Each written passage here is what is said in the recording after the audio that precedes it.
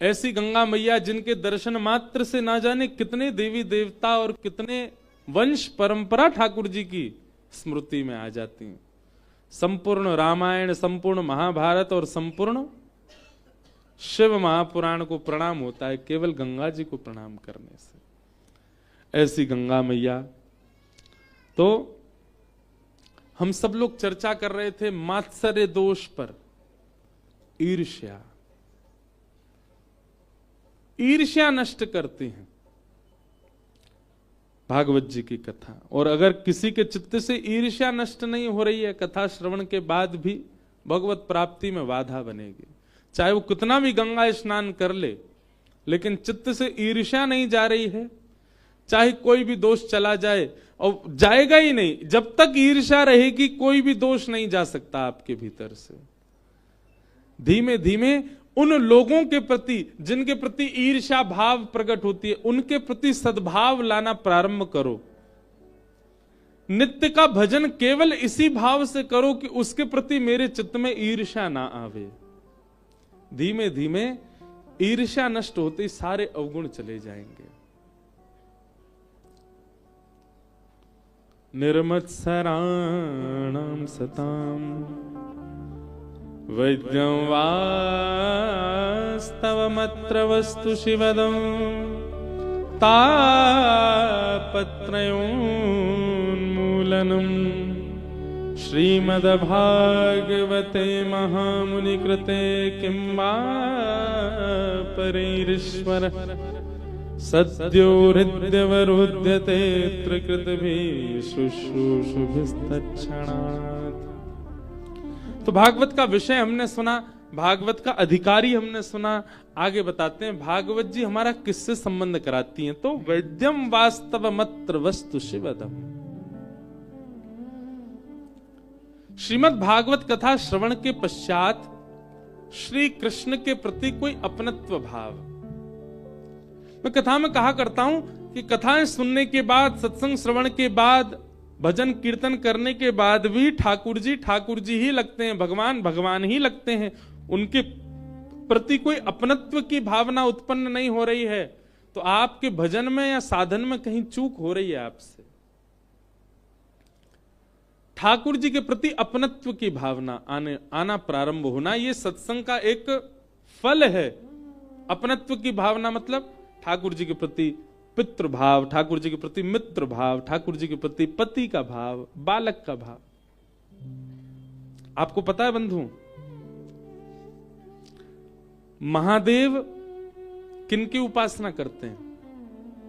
किनकी? ये तो सबको पता है। राधा वल्लभ जी उनके अर्चक ठाकुर जी। ये देखो एक बड़ी गोपनीय बात है कि अपने इष्ट को सबको नहीं बताना चाहिए। लेकिन मुझे चौपाई याद नहीं, पर महादेव स्वयं कहते हैं मानस जी में। अभी रामेश्वरम में कथा है, राम कथा, वहां इस विषय पर चर्चा करेंगे। महादेव स्वयं पार्वती जी से कहते हैं कि मैं बालक राम को अपना इष्ट मानता हूं। बाल राम, छोटे राम, वनवासी राम नहीं, सीतापति राम नहीं, अयोध्यापति राम नहीं। कौन से राम? बालक राम, छोटे राम।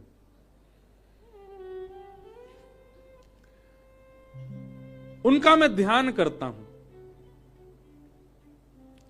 हमारे ब्रज के एक संत से किसी ने कहा, बोले कि महादेव ने ऐसा क्यों कहा? और वो संत हमारे घर के बगल में एक स्थान है भागवत निवास। आप लोग कभी वृंदावन आए तो जहां हमारा निवास है ठीक उसके बगल में ही है भागवत निवास। गौड़िया महात्मा रहते हैं वहां पर। एक गौ सेवक बाबा रहते थे, उनका नाम था यादवेंद्र दास। हमारे जन्म से पुरानी बात है। तो भागवत निवास में एक महात्मा रहते थे यादवेंद्र दास। गौड़िया महात्मा थे, गौड़िया वैष्णव थे। गौड़ियाओं का सर्वधन क्या होता है? हरे कृष्ण कृष्ण कृष्ण हरे हरे, हरे राम राम राम महामंत्र। पर यादवेंद्र बाबा जो थे अपने भागवत निवास के, उनकी निष्ठा रामचरितमानस में बहुत थी। और रामचरितमानस में भी केवल और केवल बाल कांड का ही वो पाठ करते रहते थे। कार्तिक का महीना आ जाए, रामनवमी आ जाए, हनुमान जयंती आ जाए, जन्माष्टमी आ जाए, जबकि गौड़ियाओं के तो सर्वधन श्री कृष्ण है, परंतु वो राम जी की आराधना करते थे। और राम जी में भी बालक राम। वही कहते थे, बोले आप ये राम जी की क्यों आराधना करते हो? बोले मैंने महादेव से सीखा। महादेव कहते हैं कि मैं बालक राम की आराधना करता हूं। उनके पास कोई भी जाता उससे बस एक ही बात कहते, बोले कृष्ण प्राप्त करने हो, किशोरी जी प्राप्त करनी हो, वृंदावन प्राप्त करना हो, कछु भी प्राप्त करना हो, भैया जीवन में जो कछु प्राप्त करना है मानस जी के बाल कांड का पाठ करो। उनसे किसी ने पूछा, बोले बाबा वनवासी राम ने क्या बिगाड़ा, सीतापति राम ने क्या बिगाड़ा, अयोध्यापति राम राजा राम ने क्या बिगाड़ा, आप बालक राम की क्यों आराधना करते हैं? बोले बिगाड़ो को चुना है भैया। और ठेठ ब्रजवासी थे, वे कहते, बोले हम ब्रजवासी हैं, हम में चतुराई बचपन से ही रहे, हम भोरे भी जितने चतुर भी उतने ही हैं। वो कहते, बोले बड़े को रिझानो बड़ो टेढ़ो काम है, छोटो नेक में ही रीझ जाए। या हमारे हम तो बालक राम की आराधना करें। वे कहते, बोले बड़े को कुछ भी दे दो, जैसे जैसे बालक बड़ा होता जाता उसको मनाना, उसको खुश करना उतना ही डिफिकल्ट होता जाता है। अब यहां छोटा सा बालक रो रहा था, मैं देख रहा था उसकी मैया कैसे उसको शांत कर रही। कुछ नहीं तो एक टॉफी का रैपर ही दे दो, टॉफी भी मत दो, रैपर दे दो। उसका पन्नी होती है ना, पन्नी चिरमिर कर दो उसे, चिरमिर चिरमिर, बालक उसी शांत हो जाए। जितना छोटा बालक उतनी जल्दी खुश। ज्यादा से ज्यादा छोटे से बालक, और वो छोटा बालक इतना खुश हो जाता है, आपकी गोद में नहीं आ रहा हो, उसको कह दो बज्जी बज्जी घूमने चले, बज्जी अपना सर्वस्व दे देगा आपको। झूठ बोल दो आप उससे। तो यादवेंद्र बाबा कहते, बोले भैया बालक राम बालक कृष्ण ये बड़े भोरे हैं, इनते झूठे में कह दोगे ना लाला मम्मम खवाएंगे, सो ये तो सर्वस्व देवे को आ जाएंगे, तो पूरे के पूरे आ जाएंगे तुम्हारे पास। या हमारे हम तो बालक के उपासक हैं।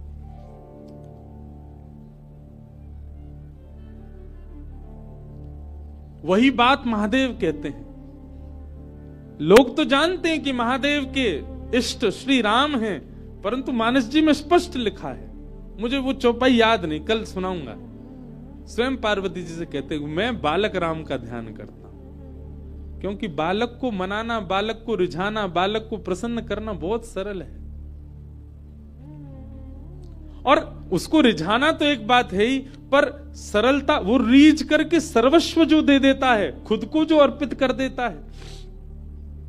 कई बच्चे होते हैं उनको स्कूटर और बाइक बहुत बढ़िया लगती हैं, तो उसको गोद में लेने जाओ नहीं आएगा, तो उसके माता पिता कहते सुनो बाइक की चाबी ले लो, हाथ में आ जाएगा।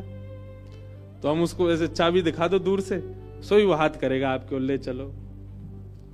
कितनी जल्दी रीझ जाता है, कितना सुंदर स्वभाव होता है बालक का। इसलिए बालक राम बालक कृष्ण।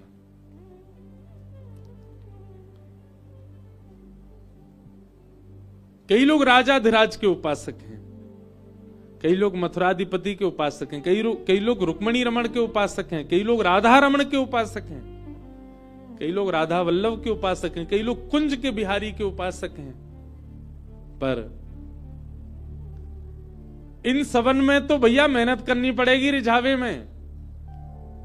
पर अधिकतर भारत में सब लोग लड्डू गोपाल के उपासक हैं, छोटे लाला के उपासक हैं। और छोटो लाला नेक में ही रीझ जाए। पर आप सब लोग खुश तो बहुत है, बोले बहुत बढ़िया बता दी महाराज जी ने, बड़े को छोड़ो अब तो छोटे को भी पकड़ो। पर छोटे का जितना ध्यान रखा जाता है बड़े का उतना नहीं। बड़ा अपना ध्यान कई बार खुद रख लेता है, पर छोटे का तो ध्यान बहुत ज्यादा रखना पड़ता है। छोटा जल्दी रीझ जाएगा, छोटा जल्दी आपको अर्पित कर देगा, छोटा जल्दी स्वयं को भी दे देगा, पर छोटे की सेवा बहुत करनी पड़ती है। वो स्वयं खाएगा नहीं, आपको खिलाना पड़ेगा। वो स्वयं नहाएगा नहीं, आपको नहलाना पड़ेगा। वो स्वयं सोएगा नहीं, आपको सुलाना पड़ेगा। वो स्वयं उठेगा नहीं, आपको उठाना पड़ेगा। सेवा खूब है। इसलिए बाल रूप जो है ना ठाकुर जी का, उसकी आराधना, उसकी उपासना सब श्रेष्ठ हैं। हमारे वृंदावन में मूलतः तो वैसे निकुंज की उपासना है, निकुंज के बिहारी जी। वहां पर सहचरी भाव से जाना पड़ता है, सखी भाव से जाना पड़ता है, तब ठाकुर जी रीझते हैं। अच्छा देखो, महादेव राम जी के अवतार में तो बालराम के उपासक हैं, और हमारे कृष्णा अवतार में कुंज के ठाकुर जी के उपासक हैं। स्वयं गोपी बन के बैठे हैं वृंदावन में, गोपेश्वर महादेव। राम जी भी अद्भुत हैं, सब जगह से चख रहे हैं। हमारे बिंदु जी महाराज गाते हैं, दास रघुनाथ का नंद सुत का सखा, कुछ इधर भी रहा कुछ उधर भी रहा। दास रघुनाथ का नंद सुत का सखा, कुछ इधर भी रहा कुछ उधर भी रहा। दोनों तरफ ऐसे ही महादेव का भाव है। महादेव रामावतार में तो वात्सल्य भाव से विराज रहे हैं। राम जी छोटे लाला, उनकी आराधना करते हैं, पर हमारे वृंदावन श्री कृष्ण के लिए श्री महादेव गोपी रूप में विराज रहे हैं, सखी रूप में विराज रहे हैं। तो श्रीमद् भागवत क्या करती हैं? आपको ठाकुर जी से कोई ना कोई संबंध बनवा देंगी। ठाकुर जी यदि केवल भगवान दिखते हैं आपको, तो आप अभी सत्संग नहीं कर रहे हो। आपको दिखने में क्या आ जाए? या तो वो आपको पुत्र के रूप में दिखने लग जाए, या आपको पति के रूप में, या आपको सखा के रूप में, आपको गुरु के रूप में, कोई संबंध के रूप में, संबंधी के रूप में ठाकुर जी दिखें। ये कथा का संबंध है, कथा से ये प्राप्त करना चाहिए आपको। आप जाकर के ठाकुर जी का दर्शन करके स्वयं अपनी दृष्टि से निहार के अनुभव कीजिए, आपको क्या दिख रहा है। आपको बालक दिख रहे हैं, आपको मित्र दिख रहे हैं, आपको सखा दिख रहे हैं, आपको गुरु दिख रहे हैं, कौन दिख रहा है? यदि आपको भगवान ही दिख रहे हैं, जबरदस्ती मत बनाने ना कि नहीं तुम तो मेरे जय हो, नहीं, जबरदस्ती नहीं। आपको अनुभव हो, और अनुभव नहीं, वह व्यवहार होने लग जाए। जैसे विवाह के बाद जिन लोगों के ब्याह हो गए उन लोगों को पता होगी, हमको तो नहीं पता। विवाह के बाद पति को अधिकार लगने लगता है कि ये मेरी पत्नी है, इससे मैं ये कह सकता हूं, इससे मैं ये बोल सकता हूं, इससे मैं ये मांग सकता हूं। तो संबंध स्थापित होते ही अपने आप व्यवहार में वो संबंध आने लग जाता है। ऐसे ही ठाकुर जी के प्रति जब आपको संबंध दिखे कि ये मेरे मित्र हैं, मेरे सखा हैं, मेरे बालक हैं, मेरे लाला हैं, मेरे गुरु हैं, मेरे भाई हैं, जो भी हैं, वो व्यवहार में दिखे। पर आजकल एक और चीज है, व्यवहार बड़ा खतरनाक है। आजकल सोशल मीडिया के बिना व्यवहार भी नहीं चलता लोगों का। हमारे ठाकुर जी खीर पी रहे हैं, देखो वीडियो बना लियो। एक कुछ दिन पहले ही वीडियो देख रहा था, मेरा तो बड़ा दिमाग खराब हुआ देख के। बुरा नहीं माने अगर वो कथा देख रहे हो तो।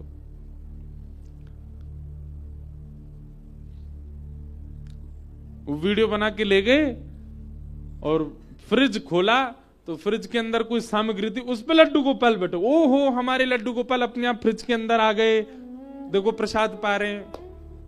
मैं ठाकुर जी कुकड़ गए होंगे बेचारे, बोले या की रील के चक्कर में मोह फ्रिज में बैठा रही है।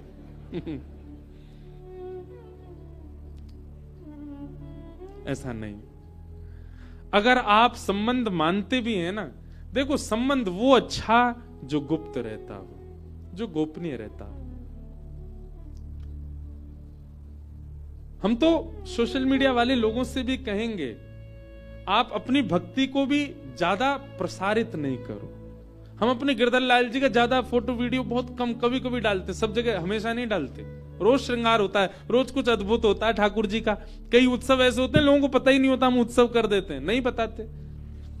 हाँ, थोड़ी बहुत, क्योंकि एक व्यास है तो हमारी एक जिम्मेवारी है, हमको बहुत सारे लोग सुनते हैं, बहुत सारे लोग सुन करके पालन करते हैं। कभी कभी दिखाना पड़ता है कि भाई ऐसा भी उत्सव होता है, ऐसे भी भाव होते हैं, ऐसे भी श्रृंगार होता है, पर हमेशा नहीं। कई लोगों ने कहा आप नित्य का लाल जी का दर्शन डालो, मैं ना, हमसे नहीं डले। थोड़ा गोपनीय है, और उससे अनुभव किया, प्रेम बढ़ता है, भाव बढ़ता है।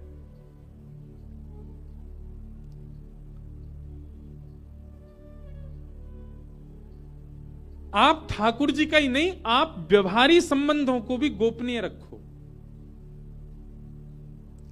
आपका कोई मित्र है, बहुत अच्छा मित्र है, उसके साथ भी जो आपका निजी भाव है उसको ज्यादा प्रकाशित मत करो, धीरे धीरे वो भाव नष्ट हो जाता है।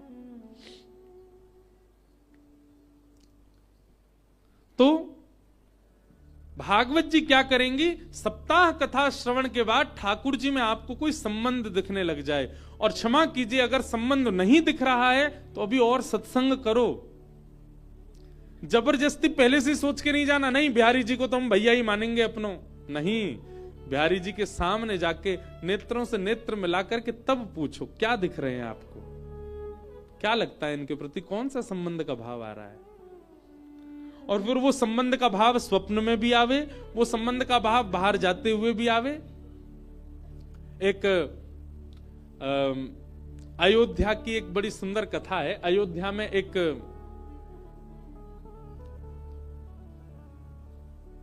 प्रयागदास करके एक महात्मा हुए। जब वे छोटे थे तो अपनी मैया से उन्होंने कहीं से सुन लिया होगा बहन शब्द, तो अपनी मैया से आके बोले, मैया मेरी बहन कौन है, मेरी बहन कौन है। अब मां कैसे बालक को समझाएगी तेरी कोई बहन ही नहीं है, तो वो कहती है, बोले तेरी कोई बहन नहीं, वो कैसे नहीं है, मेरे मित्रों की तो सबकी बहन है, मेरी बहन कौन है, मेरी बहन कौन है। रोज यही पूछते और रो रो करके पूछते। तो मां ने एक दिन ऐसे कह दिया, बोले सियाजू तेरी बहन है, सीता जी तेरी बहन है। वो किसी और नगर में रहते थे, तो बोले अच्छा मेरी बहन कहां है। बोले लाला बहन जब आयु हो जाती है ना, उसका ब्याह हो जाता है, फिर वो जीजा जी के साथ उन्हीं के घर चली जाती, वहीं रहती है। तो बोले अच्छा मेरी जीजा जी कौन है। बोले बहन जब सीता जी, तो जीजा जी तुम्हारे राम जी। बोले अच्छा ये राम जी कहां रहते हैं, मेरी बहन कहां रहती है। बोले अयोध्या है उनका ससुराल, वहीं रहती हैं वो। उस बालक ने बचपन से यही सुना, सीता जी मेरी बहन है, राम जी मेरे जीजा जी हैं, अयोध्या मेरी बहन का ससुराल है। अपने मित्रों को भी सबको बताता, सब हंसते उस पर। बोले ये क्या बात है, ऐसे तो कुछ हो नहीं सकता, राम जी तो भगवान है। बोले वही भगवान ही मेरे जीजा जी हैं, मेरी माता जी कहती है सीता जी मेरी बहन है। लेकिन उनका विश्वास इतना प्रगाढ़ था। थोड़े से बड़े हुए तो अयोध्या जाने का अवसर मिला, रात भर सोए नहीं। मां से बोले बढ़िया खीर बनाओ ना, बहन के यहां खाली हाथ नहीं जाऊंगा, देख के आऊंगा। मेरी बहन के लिए खीर लेकर के गए।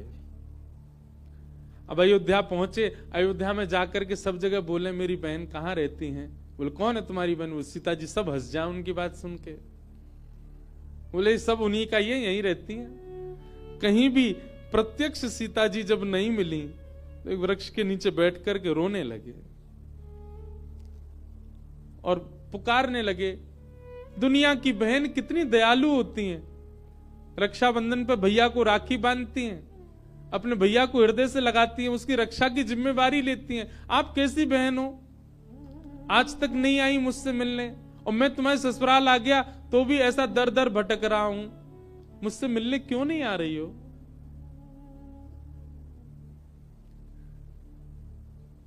इतने भाव से पुकारा। हमारी जानकी जी कैसे सह सकती थी। तभी देखा एक अद्भुत हाथी आ रहा है, उस हाथी के ऊपर रत्न जड़े हुए हैं, उन रत्नों के ऊपर एक सुंदर सिंहासन है, और सिंहासन पर बैठकर के श्री राजा रामचंद्र जी और साक्षात सीता मैया आ रहे हैं। अद्भुतता देख करके आनंदित हो गए। ऊपर से ही सीता जी ने कहा भैया मेरे लिए क्या लेके आए। देख करके बोले आप ही मेरी बहन सिया जी। बोले हाँ मैं ही आपकी बहन हूं। कैसी बहन हो, ऊपर ही बैठी रहोगी नीचे नहीं आओगी। तुरंत हाथी बैठ गया, सीता जी नीचे उतर के आई। राम जी देख करके आनंदित हो गए, हृदय से लगाया। क्या लाए? बोले आपके लिए खीर लेकर के आया। वहीं खोल करके खीर पाने लगी और अपने हाथ से अपने भैया को पवा रही हैं। ऐसा संबंध स्थापित किया। फिर वे पूरे विश्व में मामा जी के नाम से प्रसिद्ध हुए। इस आगे चल के हमारे श्री बक्सर वाले मामा जी भी हुए, पर वे भी मामा जी के नाम से प्रसिद्ध क्यों? सीता जी को अपनी बहन मानते थे। कई लोग पूर्व जन्म में इतना सत्संग करके आए हैं कि उस जन्म में तो वे संबंध नहीं बना पाए, पर इस जन्म में जन्म से ही उनका ठाकुर जी से कोई संबंध हो जाता है। वो ठाकुर जी को जन्म से ही कुछ मानने लग जाते हैं। जैसे मीरा, वो जन्म से ही जब से सुध बुध पाई तब से पति मानने लगी ठाकुर जी को। पूर्व जन्म का संबंध था। आजकल भी कई बालक होते हैं, वो ठाकुर जी के प्रति सखा भाव, मित्र भाव उनका होता है बचपन से ही। हम लोग उस समय ऐसा भाव रखते हैं बालक है ना, खिलौने का भाव होगा। नहीं, बल्कि माता पिता को चाहिए, यदि बालकों का भाव ठाकुर जी के प्रति बनना है तो माता पिता भी उस भाव को पूर्ण सपोर्ट करें, उसको पूर्णता प्रदान करें। आपका बालक पूर्व जन्म का सत्संगी है, तभी ठाकुर जी के प्रति संबंध दृष्टि रख रहा है। अब माता पिता भी उसको खेल खेल समझ लेते हैं, तो बड़े होकर के बालक को भी लगता है अरे मेरा बालपन था, मैं भी खिलौने से खेल रहा था। जो ठाकुर जी से संबंध बनकर के भगवत दर्शन तक पहुंचाया जा सकता था, हमने उसको खेल बता दिया। नहीं, वो खेल नहीं है। ठाकुर जी के प्रति कोई संबंध का दर्शन है।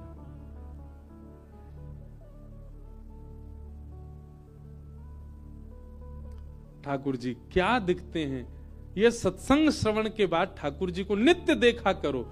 आप YouTube पर भी कथा सुनो, उसके बाद अपने ठाकुर जी को देखा करो। क्या दिखते हैं आपको? सखा दिखते हैं, मित्र दिखते हैं, भैया दिखते हैं, भाई दिखते हैं, पति दिखते हैं, बेटा दिखते हैं, गुरु दिखते हैं। कौन दिखता है आपको ठाकुर जी में? वो संबंध बनाओ ठाकुर जी के साथ।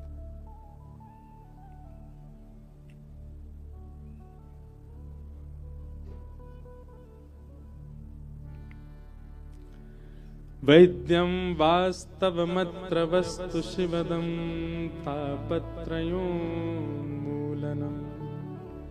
श्रीमद्भागवते महामुनिकृते किं वा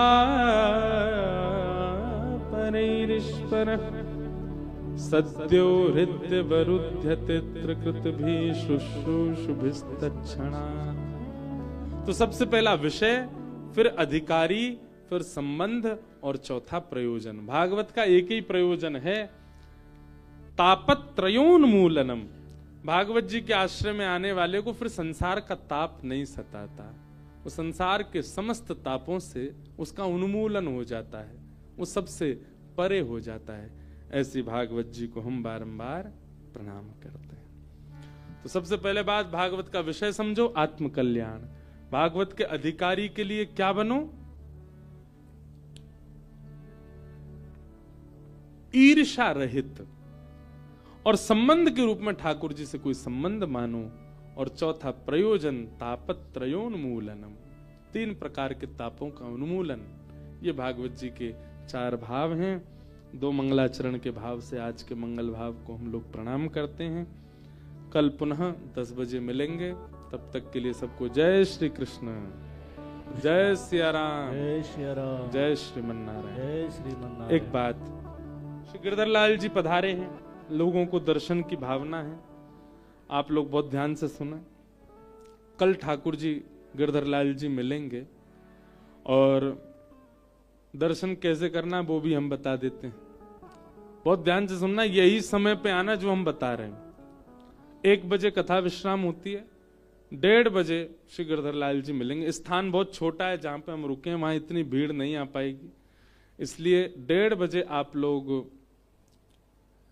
राम झूला, जहां राम झूला है, तो अगर उस पार से अगर आप आते हैं तो वहीं गाड़ी खड़ी करो। राम झूला पार करेंगे तो आपको एक स्थान मिलेगा, गंगा दर्शन। एक छोटा सा घर है गंगा जी के तट पे, वहीं श्री लाल जी विराज रहे हैं। कल 1:30 बजे वहां ठाकुर जी मिलेंगे, हम भी लोगों से वहीं मिल लेंगे 1:30 से 2:30, 1 घंटा के भीतर, कथा के तुरंत बाद। तो ये दर्शन का समय रहेगा कल से। तो आप लोग वहां 1:30 से 2:30 के भी, वैसे ये समय नहीं है लाल जी के दर्शन का, लेकिन क्योंकि सर्दी पड़ रही है, गंगा जी हैं, पहाड़ हैं, ठाकुर जी 12:30 बजे के बाद गैया चरावे जाते हैं। यहाँ हम लाल जी को गैया चराने भेज नहीं रहे, कहीं पहाड़ पे लंबे दूर चले गए तो, और इतना ऊंचो कहीं ऊपर से डर लग आयो तो यहाँ मारे हम ठाकुर जी को 1:30 से 2:30, जिस समय ठाकुर जी गैया चराने जाते हैं उस समय सबको दर्शन करा देंगे।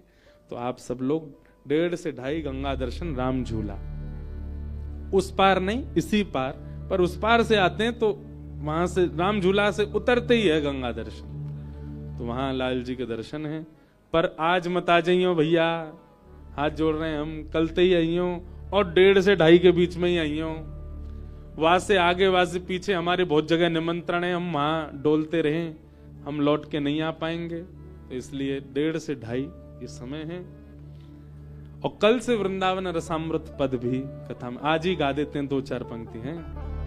श्यामा हृदय कमल सो प्रगट्यो, श्यामा हृदय कमल सो प्रगट्यो, श्यामा हृदय कमल सो प्रगट्यो, श्यामा हृदय कमल सो प्रगट्यो, और श्याम हृदय तू भाई वृंदावन प्यारो वृंदावन,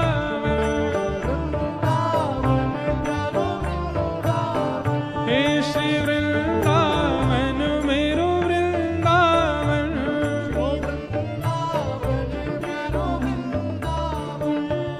श्री गोपाल भट्ट जो की हृदय वेदना प्रगट्यो शालिग्राम, गोपाल भट्ट जो की हृदय वेदना प्रगट्यो शालिग्राम, श्री गोपाल भट्ट जो की हृदय वेदना प्रगट्यो शालिग्राम, गोपाल भट्ट जो की हृदय वेदना प्रगट्यो शालिग्राम,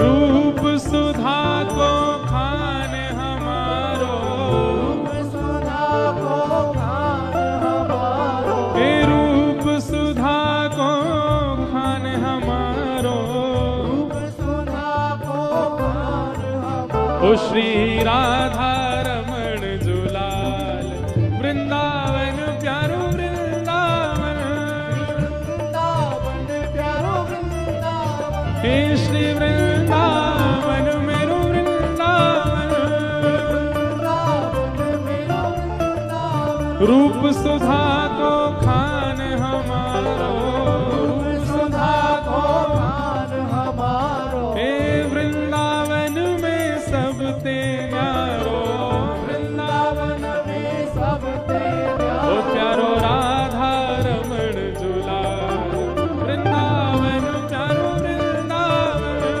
वृंदावन प्यारो वृंदावन, हे श्री वृंदावन मेरो वृंदावन, वृंदावन मेरो वृंदावन, आतुर हित हरिवंश पुकारो, श्री राधा राधा नाम, आतुर हित हरिवंश पुकारो, श्री राधा राधा नाम, हे आतुर हित हरिवंश पुकारो, श्री राधा राधा नाम,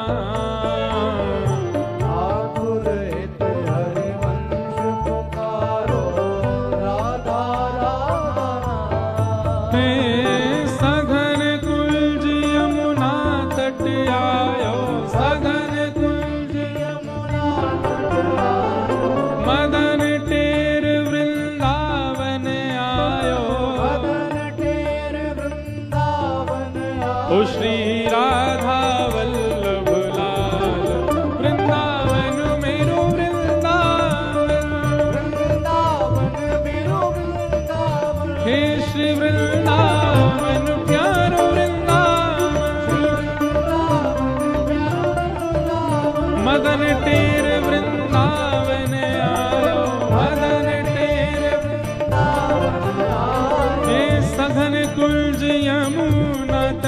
आयो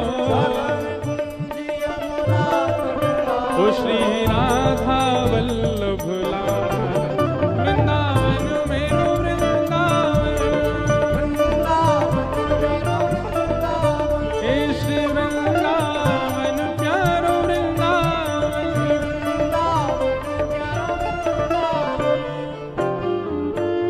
भुवन चतुर्दश की सुंदरता निधिवन करत बिहार भुवन चतुर्दश की सुंदरता निधिवन करत बिहार भुवन चतुर्दश की सुंदरता निधिवन करत बिहार भुवन चतुर्दश की सुंदरता निधिवन करत बिहार भुजा उठा के श्यामा प्यारी कुंज बिहारी श्यामा प्यारी कुंज बिहारी श्यामा प्यारी बांके बिहारी श्यामा श्यामा प्यारी बांके बिहारी और जय जय श्री हरिदास वृंदावन प्यारो वृंदावन वृंदावन प्यारो वृंदावन श्री वृंदावन मेरो वृंदावन